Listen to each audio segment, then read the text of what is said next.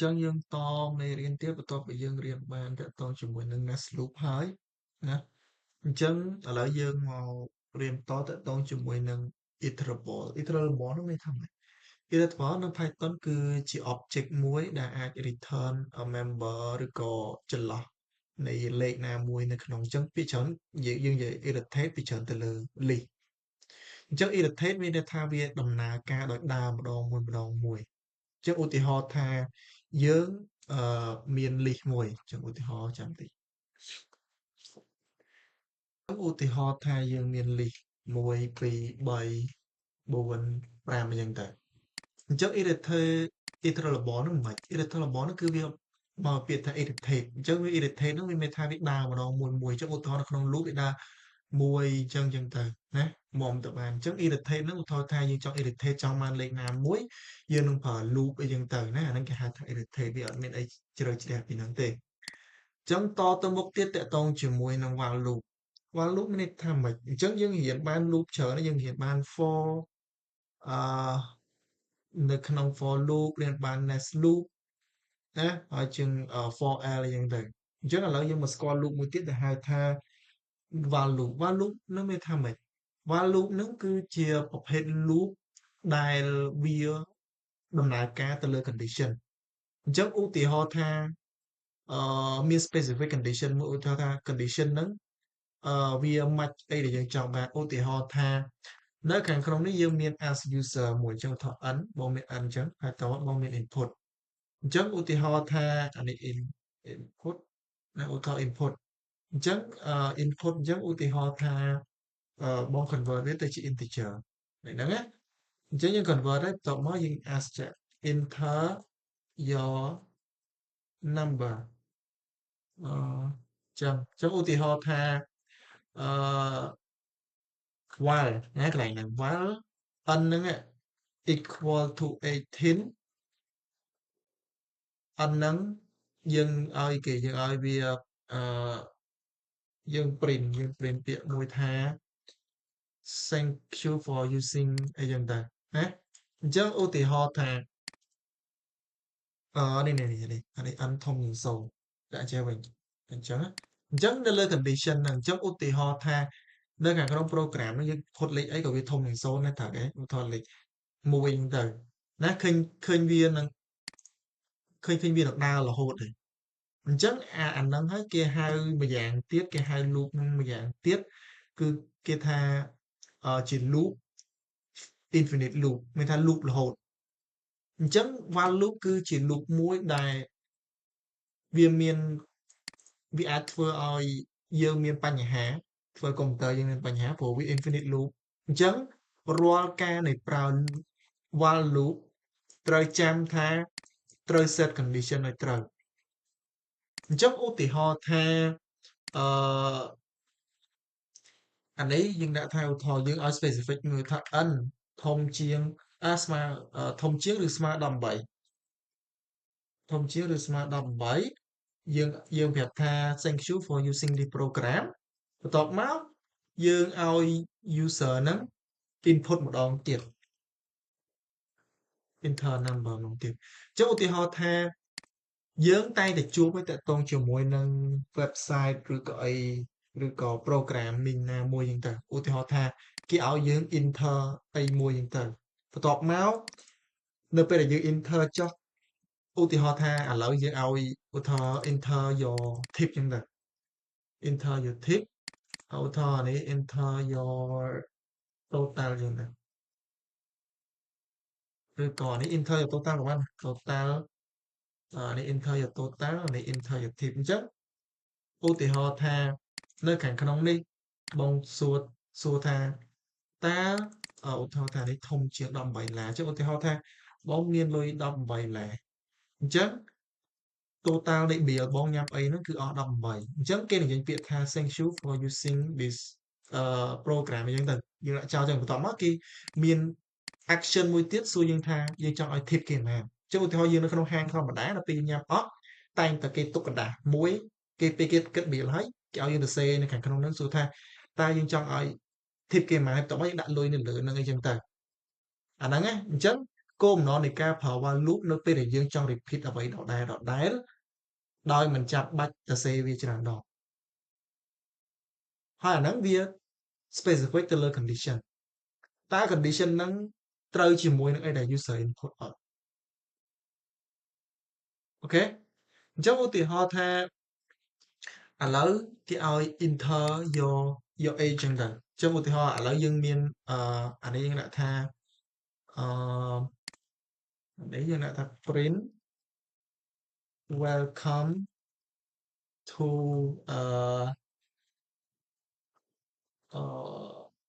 Waterpark ចឹងទៅណាចូលទៅ welcome to Waterpark enter your age uh, to purchase ticket ហ្នឹងហើយណាចូលឧទាហរណ៍ថាអឺកន្លែងនេះ user មានអាយុលើ18អញ្ចឹងលើ18យើងអឺសួរយើង print ប្រាប់គេប្រាប់ថាអឺ your ticket price is $9 អញ្ចឹងទៅ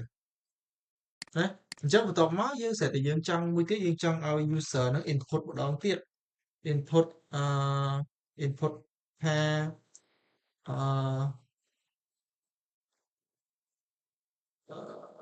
ឬក៏យើងមានអីផ្សេងទៅឧទាហរណ៍ថាឥឡូវ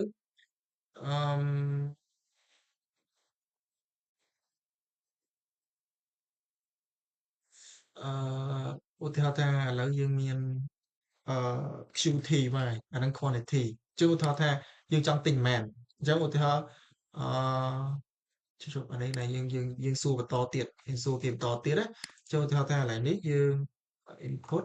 អានេះយើងថា enter your quantity អញ្ចឹងបន្ទាប់មកយើងនឹង print logo Waterpark ហ្នឹងមកហើយបន្ទាប់មកយើងនឹងយើងនឹងដាក់ price មែនទេយើងដាក់ថា print ឬក៏អញ្ចឹងក៏បានយើងប្រើនៅខាងក្នុងនេះយើងប្រើ slash n slash n នេះយើងប្រាប់ថា your ticket price is អានេះយើងទៅយើងដាក់វងកញ្ចក់បើអញ្ចឹងទៅអានេះយើងប្រើ f មួយមកឧទាហរណ៍ f ឡើងនេះយ៉ាអញ្ចឹងឥឡូវនេះឧទាហរណ៍ថាអ18ឧទាហរណ៍ថា ticket យើង$9ចុះ9គុណនឹងចំនួន QTY អញ្ចឹងបន្ទាប់មកថយយើង print អញ្ចឹងឧទាហរណ៍ថា welcome to Waterpark យើងទៅ enter your age to purchase ticket ចុះឥឡូវថាអាយុយើងវា18ឆ្នាំហើយអញ្ចឹងគេសួរថាតើ ticket នេះយើងចង់បានប៉ុន្មានឧទាហរណ៍ថាយើងមានអាយុគ្នា18 2នាក់អញ្ចឹងវានឹងបញ្ចេញជា invoice មកឲ្យយើងថាticket នៅ Waterpark ហ្នឹងយក ticket price បាន8 10រៀលដោយសារនេះ$9ទៅតោះមកវាសួរម្ដងទៀតវាសួរថា quantity ហ្នឹងយើងចង់ទិញប៉ុន្មានទៀតឬក៏នៅខាងក្នុងហ្នឹងយើងចង់ដាក់អីផ្សេងទៀតក៏បានដែរយើងចង់ដាក់អ្វីដែលធ្វើឲ្យអាហ្នឹងវា print មកខាងក្រោមទៀតចុះឧទាហរណ៍ថាឥឡូវបងរក example មួយដែលស្រួលចឹងឧទាហរណ៍ថានៅក្នុង game នេះគឺគេចង់ឲ្យ user ធ្វើម៉េចដើម្បីឲ្យអានេះវិលដែរអញ្ចឹងឧទាហរណ៍ថា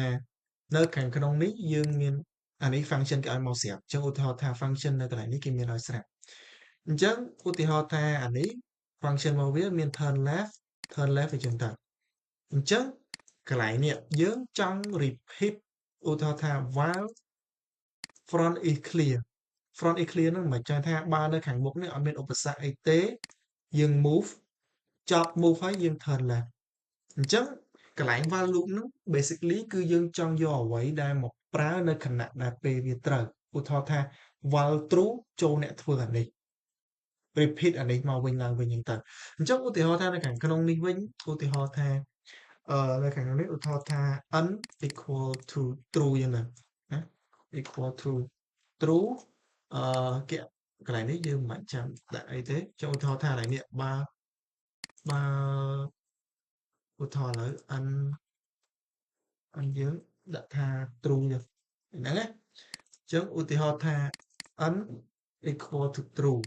អញ្ចឹងគេឲ្យយើងអឺឧទាហរណ៍ថា n oh no i ណា i i in integer នៃ internal number ឬក៏ input នៃអាយុយើងណានេះណាឧទាហរណ៍ enter age ណាអញ្ចឹងឧទាហរណ៍ថា if កន្លែងនេះថាយើងមាន if ហើយណា if i នេះធំជាងឬស្មើ18អឺយើង print ថាអឺ print ថា you can drive នេះកន្លែងហ្នឹងចុះឧទាហរណ៍ថា l កន្លែងនេះយើងឲ្យ n equal to 4អញ្ចឹង basically ហ្នឹងកន្លែងហ្នឹងមិនអញ្ចឹងឧទាហរណ៍ថាចុះកន្លែងនេះយើង print បន្តិចណា print you can drive n equal 4អញ្ចឹងកន្លែងនេះយើងឲ្យបានន័យថាមិនអញ្ចឹងឧទាហរណ៍ថា n នេះគឺវា true ស្រាប់ហើយអញ្ចឹងគណៈណាដែល true យើង repeat អានេះដែរអញ្ចឹងឧទាហរណ៍ថា age យើងអាយុឧទាហរណ៍យើងសរសេរអក្សរវាអត់ត្រូវវានឹងចេញមកវាមិនចេញមក false អញ្ចឹងកន្លែងនេះឧទាហរណ៍ថាឥឡូវយើង input age នឹងមកដែរអញ្ចឹងឧទាហរណ៍ឥឡូវយើង input age មកថាឥឡូវអាយុ5ឆ្នាំ you can drive អញ្ចឹងឧទាហរណ៍បើកន្លែងនេះយើង put true មកវិញកន្លែងនេះយើងចង់ឲ្យវា repeat until អា18នេះត្រូវអញ្ចឹងឧទាហរណ៍នេះ n equal to 4អញ្ចឹងអានេះយើងឲ្យវាចេញពីកន្លែងនេះn equal still true អញ្ចឹងទៅនេះអញ្ចឹងជំនួសកន្លែងនេះយើងឲ្យ n កន្លែងនេះមក true វិញណាថតកន្លែងនេះអញ្ចឹង basically កន្លែងនេះយើងមិនចុះឧទាហរណ៍ឥឡូវគេដាក់យើង5ឆ្នាំយើង you cannot try ចុះឧទាហរណ៍ថា user នឹង resist នៅតែចង់ទៅសេទៀតអញ្ចឹងកន្លែងនេះបានន័យថាម៉េច n equal to true កន្លែងហ្នឹង n វា true ហើយវាត្រូវហើយអញ្ចឹង array នេះ input age ឧទាហរណ៍យើង input 5អញ្ចឹងវាចូលលក្ខខណ្ឌនេះអត់ទេត្រូវទេអញ្ចឹងវាចូលមក array នេះវាបញ្ជាក់ថា you can drive n នេះ equal to true មានន័យថាចូលអ្នកធ្វើអានេះចូលអា n នេះនៅតែរក្សា true ដដែលលុះត្រាតែ user enter រហូតដល់គ្រប់អាយុអញ្ចឹងឧទាហរណ៍ថាឥឡូវ user ឡើងអាយុ9ឆ្នាំហើយអូនៅ can drive 10ឆ្នាំអត់11អត់អូ18ប៉នៅពេលដែល user reach 18 n equal to false មានន័យថាអា loop នេះលែង repeat ទេយល់ឡើងហ្នឹងទេអញ្ចឹង basically លក្ខណៈថាយើងចង់ឲ្យអ្វីកើតឡើងដដែលនៅពេលដែលវាអត់មាន range នៅពេលដែលយើងស្គាល់ range ច្បាស់អាហ្នឹងយើងប្រើ loop ធម្មតា for loop while យើងប្រើ for loop for l ឬក៏អីចឹងទៅប៉ុន្តែនៅពេលដែលយើងអត់មាន range ឬក៏អត់មាន specific number ណាមួយដែលបញ្ជាក់ទេអាហ្នឹងយើងប្រើ while loop អញ្ចឹង while loop គឺមានតួនាទីនៅក្នុងការនៅពេលដែល condition ណាមួយ true ហើយយើងចង់ឲ្យវា repeat until you found a exactly answer ចាំយើងឲ្យវា to equal to false អូខេអញ្ចឹងអាហ្នឹងតួនាទីរបស់ while loop អញ្ចឹងឧទាហរណ៍យើងក៏លេចមកមើល exercise របស់យើងអញ្ចឹងឧទាហរណ៍ថាយើងឥឡូវគេឲ្យយើងថា print number from 1 to 10 using while loop to print number 1ដល់10អញ្ចឹង basically ឡើយនេះយើងត្រូវធ្វើមកពី1ដល់10អញ្ចឹងឡើយហ្នឹងយើងនេះយើងចាំមកអញ្ចឹងexercise របស់យើងលំហាត់លេខ1អញ្ចឹងលំហាត់លេខ1ហ្នឹងយើងត្រូវធ្វើម៉េចអានេះ print 1ដល់10អញ្ចឹងកន្លែងហ្នឹងគេអត់មានបញ្ជាក់ថាឲ្យ user input អីទេគឺត្រូវធ្វើម៉េច print 1ដល់10អញ្ចឹង exactly កន្លែងហ្នឹងអឺយើងឲ្យធ្វើម៉េច while គេ while true អីឬក៏អី while true អឺ print អឺ print អីគេឥឡូវនេះយើង store i មួយមកចូលឧទាហរណ៍ថាឥឡូវយើងមាន i number 1ស្មើ0យើងបន្ទុកណាprint i បូកអញ្ចឹងទៅឬក៏យើង print i បូកi បូកនេះយើងឲ្យវា i equal to i បូក1 i បូក1បន្តមកចាំយើង print i កន្លែងនេះបើប្រើ i បូកដូចជាយើងអាចប្រើ i បូក1ក៏បានដែរ i បូក1ចាំបន្ត i បូក1 if កន្លែងនេះយើងអត់ if condition មក if អីគេ if i អឺធំជាង10ធំជាងឬស្មើ10កន្លែងហ្នឹងបរិយាគេឲ្យผมត្រឹម10យើងអីគេយើងឲ្យ condition ទៅ false វិញព្រោះដើម្បីផ្ដាច់ loop ហ្នឹងត្រូវអត់ឬក៏យើងអាចប្រើម្យ៉ាងយើងឲ្យ false យើងឲ្យ condition មក false អញ្ចឹងឧទាហរណ៍ថាឥឡូវយើង print មកដើរអានេះអត់ដើរទេអញ្ចឹងវាអត់បូកឡើងទេឃើញវា infinite loop មកហើយអញ្ចឹងថ្ងៃនេះយើងត្រូវកលេចមើលទៀតថាតើត្រូវធ្វើម៉េចដើម្បីឲ្យ i នេះកើនមួយលេខមកអញ្ចឹងថា i equal to i បូក1ហើយតមកយើង print i វិញចុះឧទាហរណ៍ថាបើ i ធំជាងឬស្មើ10កន្លែងនេះយើងឲ្យ condition នៅពេលដែល while true អានេះយើងឲ្យយើងសាក់យើងប្រើ break នេះណា break វាដាក់អញ្ចឹង basically កន្លែងហ្នឹងហេតុអីបានយើងឲ្យ false វាអត់ដែរទី1 true នេះវាមិនផ្ទុកនៅស្ថិតនៅផ្ទុកនៃគេហៅថាផ្ទុកនៅ value variable ណាមួយទេបើយើងធ្វើដូច variable នេះបានយើងអាចអាសាវាមក false អញ្ចឹងបានប៉ុន្តែនៅពេលដែលយើងប្រើ true មកចេះនៅពេលដែលយើងចង់ចេញពី loop ហ្នឹងឲ្យវាដាច់ត្រឹមហ្នឹងគឺយើងប្រើពាក្យ break អញ្ចឹងកន្លែងហ្នឹងបានន័យថាម៉េចយើងធ្វើម៉េចអញ្ចឹងយើង store value i មួយឲ្យ start ពី0យើងដាក់ថា while true គឺថាអាហ្នឹងយើងដឹងថា true ឯងវាអត់ខ្វល់ទេយើងឲ្យ i ហ្នឹងយក i បូក1ហើយយើង print i ហើយយើងប្រាប់ថា if i ធំជាងឬស្មើ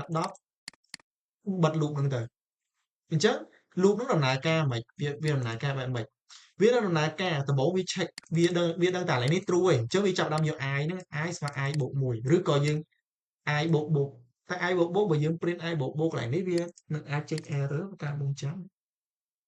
វាជឿបើយើង i បូកកន្លែងនេះឬក៏យើងប្រើបូក i បាទប្រើបូក i ចេញដូចគ្នាមកបាទអត់ដែរអឺ i បូក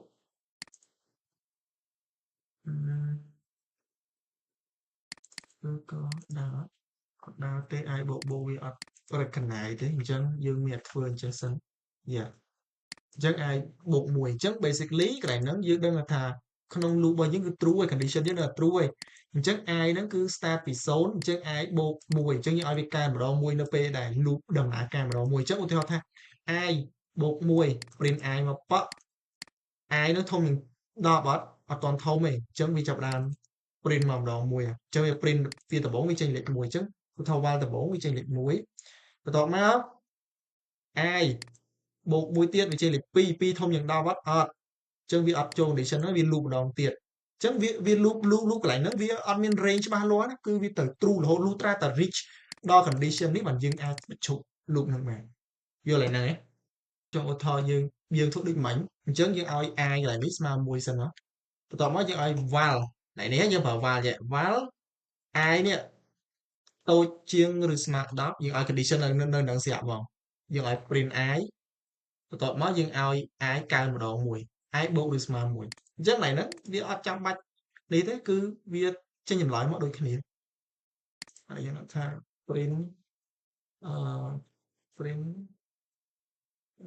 solution 2អញ្ចឹងអានេះ solution 2អញ្ចឹងវាដំណើរការដូចតែគ្នាទេគ្រាន់តែអានេះ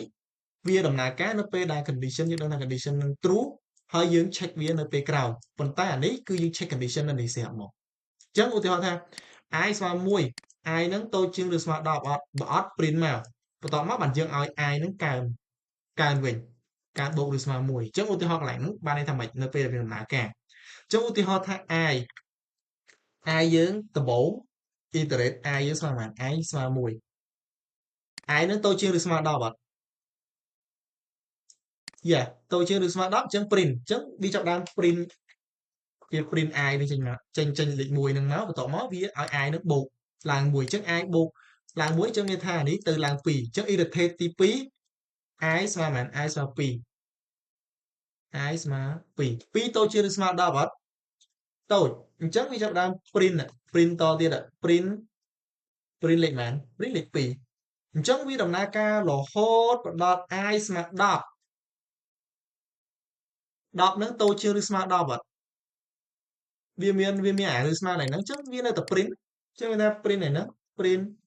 10អញ្ចឹងវាចាប់ផ្ដើមឡើងកើនដល់11 i ស្មើ11 i ធំជាង10អត់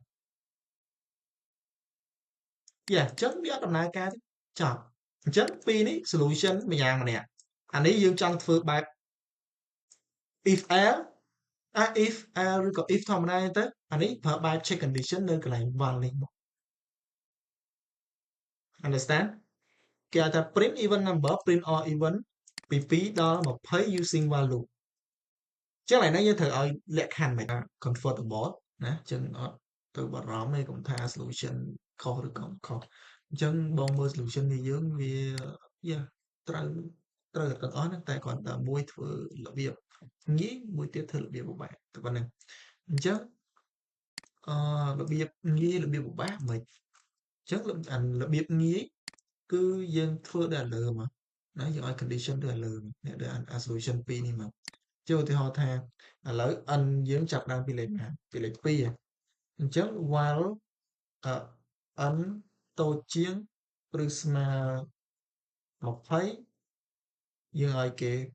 print n value n ហ្នឹងមកបន្ទាប់មកយើងឲ្យ n ហ្នឹងបូកមែនឡើងកើម្ដងវាកើម្ដង2ត្រូវឯហ្នឹងអញ្ចឹងដល់ពេលដែលយើង run មកធម្មតាណាចឹងហ្នឹង solution ទី1ចុះ solution ទី2ធ្វើបែបម៉េច solution ទី2យើងធ្វើបែបយើងធម្មតាដែរយើងគណនាលេខមកចុះថា n ស្មើ2យើងធ្វើតាមយមន័យអញ្ចឹង while អីគេ while n ហ្នឹងតូចជាងឬស្មើ20យើងអឺយើងអីគេអឺយើង check ថា if n ហ្នឹង modulo 2ស្មើ0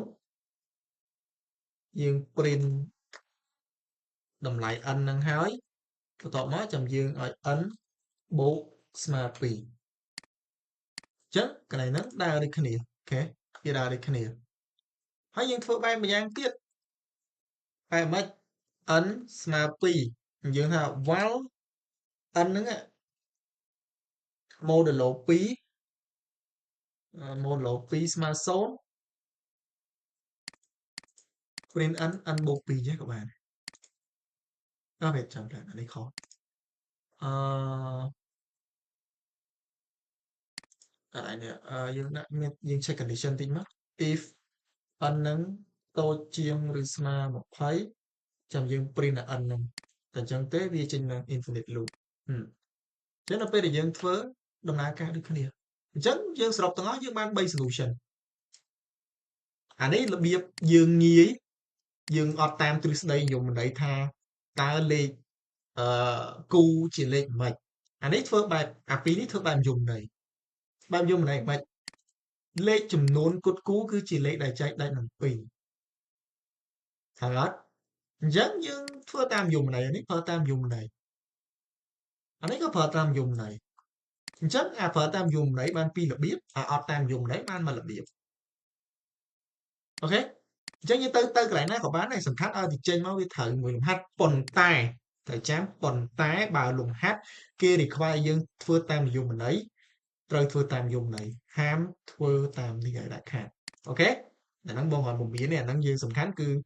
មុននឹងធ្វើលំហាត់គឺត្រូវមើលវិធីលំហាត់សិនហើយហ្នឹងអញ្ចឹងយើងក៏លេខមកមើលលំហាត់លេខ3គេឲ្យយើងធ្វើ countdown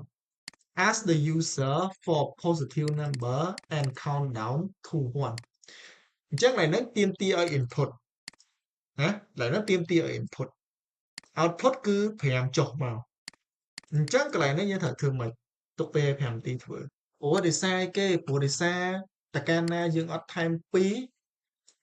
Rồi lại nó vô trong thêm pi thêm môi của bạn này nó sẽ chất dưới mình tay ô thô và thêm pi tới loop nó bị đa lươn bị ọt dư đó nó dương check bài bình chân đó á bởi những trong lang muối vì tranh là tập hóa để khní bộ lang muối bậc ca na dương ọt đã lại nít bộ lá ân dương cứ nơi xoa tập pi nó vì ăn bên cao bên nào vô lại nè bữa này offset condition lại nít bộ sma muối rồi có bộ sma pi ở đây cái nó bữa này đắt ân ní cứ nơi sma tự đầm lại pi vì ọt cao vì ọt cao mình chấm ọt ban a check chấm cho vì check infinite loop vô lại nè hết dạ nó viên nơi từ lịch sử chấm ưu tiên họ tha bởi dương đã để bấy viên start màu buộc tới thèm nhìn tới nó từ lơ si son từ lơ condition này dương set từ lơ đồng lại để cái xua thì chấm bởi dương trong ao xuống lấy cu lấy set đã buộc tầm muối thôi xua mà nó buộc tầm muối cứ việc đa tài khoản ta bà dương kết ở đó tại tông chung mùi năng ca run program anh đi bà dương vậy tôi tại tông chung mùi năng sustainable development ទៅលើ software development អានេះវាធ្វើឲ្យដំណើរការនៃកុំព្យូទ័រយឺតព្រោះសារវាបូមម្ដងមួយប៉ុន្តែបើនៅក្នុងលំហាត់អានោះវាទីសូខេវាអត់ត្រូវអីមកពិបាកយើងទេអានេះបាន2អានេះបូកតែមួយនឹងបាន2គឺត្រង់ថាបើអានេះជាលេខសេសក៏ត្រូវលេខគូក៏ត្រូវប៉ុន្តែបើបូក2លុះត្រាតែអានឹងចេញមកពីផ្ដើមដោយក្បាល2បើផ្ដើមដោយក្បាល3យើង check មួយបូក2ខុសអូខេត្រូវមិនខុសទេតោះអញ្ចឹងឥឡូវយើងមើលលំហាត់លេខ3តាក់ទងជាមួយនឹង countdown count ស្ដាប់ countdown អញ្ចឹងគេឲ្យយើងទទួល input អញ្ចឹង input enter number in a countdown number countdown number អញ្ចឹងដែរអញ្ចឹងយើងសេចយើង